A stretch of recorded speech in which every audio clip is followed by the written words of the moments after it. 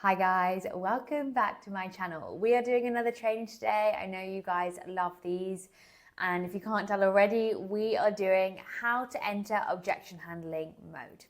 Now, if you watch my channel often, you are going to know that I will consistently stand by objections can be pre-handled most of the time. And this industry loves to sell more sales training, more sales training, more sales training. So they're always going to tell you that you're bad at something. And usually it's bad at objection handling to sell you more training. Now, in my opinion, we could just pre-handle objections, get you confident at diagnosing early on, and then we don't have to fight. We don't have to battle. We don't have to try and force someone to buy a product at the end of the call. That is the feminine way of selling. And I'm going to show you exactly how I do it myself and exactly how I was able to close over $4 million in deals in less than 2 years, and how I teach the ladies in my program to do the same. And if you have been looking at my program for a while, we have a masterclass coming up on Sunday the 14th. And yeah, there's a link below. You can get your seats. They are nearly all gone. I'm genuinely not just saying this, they actually are. It's pretty mind-blowing. I can't believe it myself. So if you want to get your seat to join us on our training, then you can as well. But without further ado, let's get into it. So objection handling mode. So what is an objection? An objection is at the end of the call, someone will give you a reason why they can't buy today, why they can't close today. Some objections are valid and some objections are not. So what I mean by a valid objection is sometimes someone really wants to start, they're ready to go, they want to do this, but maybe their money is genuinely locked away in a savings account, or maybe they genuinely will be able to pay next week once they've been paid because they were going to use their wages to do that. Maybe that is true. And sometimes that is true, and that's totally fine.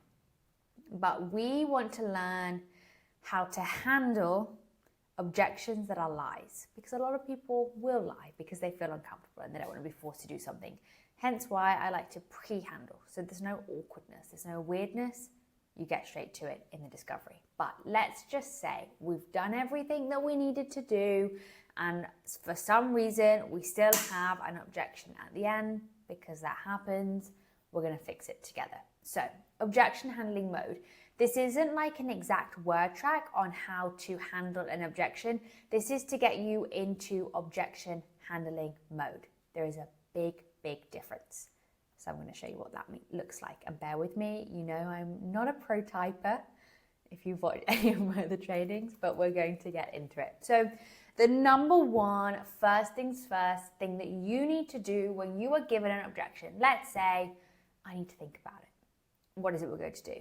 We are going to get on the prospect's side and diffuse. So get on the prospect's side and diffuse. Okay, that is the first things first. Think of it of like a predator and prey. We are not a threat. The prospect can feel comfortable around us. We get it. We understand. So I need to think about it. No problem at all. Okay? Get on their side. Most sales reps will not do that. Most sales reps go into panic mode and be like, what do you mean you need to think about? What do you need to think about? You told me X, Y, Z. That is not what we want to do. That is only going to get someone's guard up, which we do not want to do. The next thing we want to do is we want to find the root problem and not assume. So find the root problem and never assume. Assumption kills in sales. We all know that, right? We don't want to assume we know why this person needs to think about it. We need to find the root problem. Now, let's go into that in more detail, because I often see new sales reps when they are trying to objection handle. Let's say if someone needs to think about it, they'll be like, yeah, no problem, totally fine. What is it you need to think about? And then the person will be like, yeah, I just need some time, I just need to think about it. And then they'll immediately take them down the fear word track. The fear word track of, you know, inspirational quotes, pushiness, you know, you said you wanted to do this, you know, how long are you going to keep, you know, kicking the can down the road, etc., etc. And that will literally just get the prospect in the flight mode. We have the fight or flight, predator or prey. it will be like you're the predator and they're the prey. We do not want that. So we genuinely just want to be calm and find the root problem. We do not move on until they answer our question. Sure, no problem. When you say you want to think about it, what is it you want to think about it? Just to see if I can help. The prospect may say, oh yeah, I just want to think about it. Totally fine. But just help me understand while we are here together. Like when you do want to go ahead and think about it, totally can, not a problem. But what is it you want to think about? Just to see if I can help. You do not move on until they answer that question. Like I said, I just need some time. I never make decisions on the spot. Totally fine, no pressure. You absolutely don't have to make a decision on the spot. We want to make sure you feel comfortable. But in the past, when you've made decisions like this and you've gone away and thought about it, what has come up for you? Like, what are the main things that you have thought about? You don't move on. You keep on relooping and relooping and relooping, and they will tell you. They have to tell you. And that is how we find the root problem. So let's say we have a money, fear, think about it, objection. They'll probably say something like, oh yeah, it's just quite a lot of money, like more than I wanted to spend. Now, that could be quite a lot of money, I don't have it, or that could be quite a lot of money, I'm scared to do this. We don't know. The most common mistake people would do, again, is run with the fear. People love to chase the fear in objection handling and make life difficult for themselves. For me, I do not handle an objection per se, even though this technically is handling, but I would not handle the objection until I know exactly, word for word, verbatim, what the problem is, what the objection is. So it's quite a lot of money, more than I wanted to spend. That's what the prospect says. Okay, so we need to handle money first, because first things first, if your coach has told you, or if you've learned from me, you know, money check first, because the prospect could have all the intent in the world. They could want to, get started and be your top student, but if they don't have the money, it's not going to happen. So we need to cover the money first. So let's write that down. Handle money first, then fear. Well, no. Handle money first, and we need to break that down into fear or logistics. So is it fear or logistics? And that's what we need to know. So how are we going to do that? I will tell you.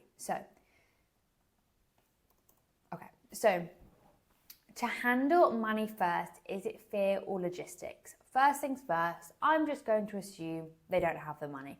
Because if they don't have the money, that is going to be the easiest thing to handle. So not assume like I'm assuming a whole different thing. I'm just going to pick one. I need to handle fear or logistics first in this money situation. So I'm just going to pick one first.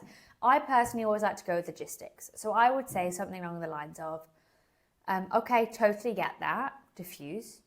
When you say it's a lot of money, help me understand, is that you like what the program has and for you, this is the program for you, but you just don't have the funds right now, you just don't have that capital to invest? Or you have the funds, but again, there's a little bit of nerves around it, a little bit of hesitation to make that investment. We break it up. We want to get as granular as possible. Like I said, we want them to spell it out to us. So we're just going to keep on probing and clarifying until we get to the exact root cause. So we've just probed into, do they have the money? There's nerves. Or do they not have the money and they actually want to do this, but that's why they can't move forward. Then they will tell us. So let's say if they told us they have the funds. So let's say they have the funds.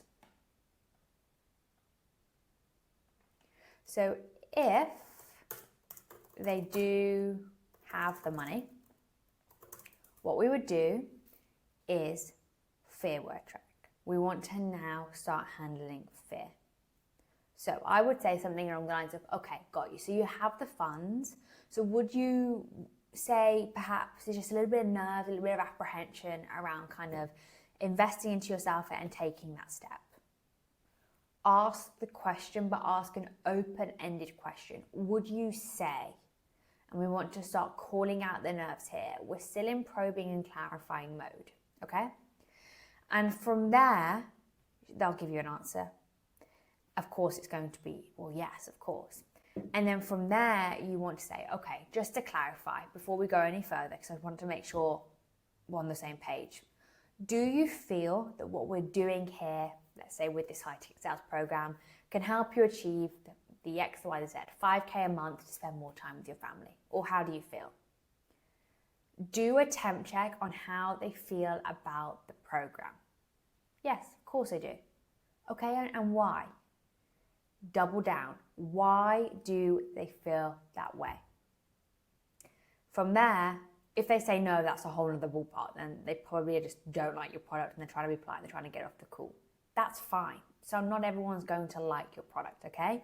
But if they do like the product and they've explained to you why, now it's time to handle the fear. Now you can do this a million different ways. Everyone will tell you how to do this a million different ways. Throughout my career, I have tried so many different ways. In my training program, the Female Sales Accelerator, we actually have a couple different ways that you can pre-handle this. My favorite right now, and what I have found to get the most genuine results, well, the best results, is by being the most genuine. So it's not by going through this like crazy word track and not being yourself. It's by genuinely having an open and honest conversation. So something along the lines of, okay, totally fine. So when you say you feel nervous, what is it that scares you the most? What's coming up for you? Don't be a threat. Sit back, lower your voice, be sympathetic, and just probe. Keep on digging. As I said, we're still not done with the digging. We're going to probe and clarify until they say this is the exact objection, which is going to be, let's say, well, I don't know if I can do it because, you know, I've tried another program in the past and I failed. Maybe that's the objection, right? We need them to spell it out to us to a T. So you can see throughout this whole training, I have never assumed anything. I'm digging and digging and digging and digging. So what's coming up for you? What do you feel nervous about? They'll tell you. Or if they don't, you reloop. Totally get it. But help me understand that. What is coming up for you? From there, when was the last time you did something that scared you the most but you succeeded? How did that make you feel? And why will this time be any different? There's other trainings on this that you can go and watch. And that is super important to start gaining perspective, because we have our emotional brain and we have our logical brain. And in these moments, prospects will always communicate in their emotional brain. And it is our job to make them more logical. It is our job to bring them back to planet Earth. So that's what we want to do. And then from there, we would do a whole other word track to close the objection, which I can do in another training, but this training is specifically how to get into objection handling mode. This training will show you how to find the root cause of the objection. And then part 2, which I can actually do, is how to actually then close the deal based off that objection. But we have to get to the root cause. I probably said root cause a gazillion times, but I just want to like drill it in that this is the most important thing we can do, okay? Now, if they don't have the money, it's very simple. If they don't have the money, right up, then and there, it's actually the easiest thing. Even though you'd think, okay, well, they don't have it. They're going to have some of it. 9 times out of 10, they're going to have some of it. They wouldn't be on the call if they didn't. So, yeah, well, I just can't afford it right now. Like, I can't afford the full amount right now. Oh, totally fine. Not a problem whatsoever. Are you open to me asking you a couple of questions just to understand your current situation, to see how I can help? This goes into the open wallet. And I'm pretty sure I have done an open wallet training. I can check on that. If I haven't, leave it in the comments, but I'm pretty sure I have. So if they don't have the money, you go into an open wallet and offer a solution that helps, a payment plan, finance, whatever it is. That's it. Deal's done. 2 things. Fear, logistics. That's all. That's all it's ever going to be for any objection. Fear or logistics. Logistics, time, money. Partner, perhaps. Fear, nerves. If we can probe and clarify on that, and if we can really get to the root cause of the problem, we can close way more deals. And without having to battle, right? Without having to try and force and hoax and push. Who wants to do that? I want to sell in my feminine energy. I don't know about you. I don't want to be pushing. I want to have fun on my calls. I want to build a great rapport on my calls and build trust and connection. And I want someone to be able to take this first step and take this nervous step where I'm buying and feel good about it and not feel pressured.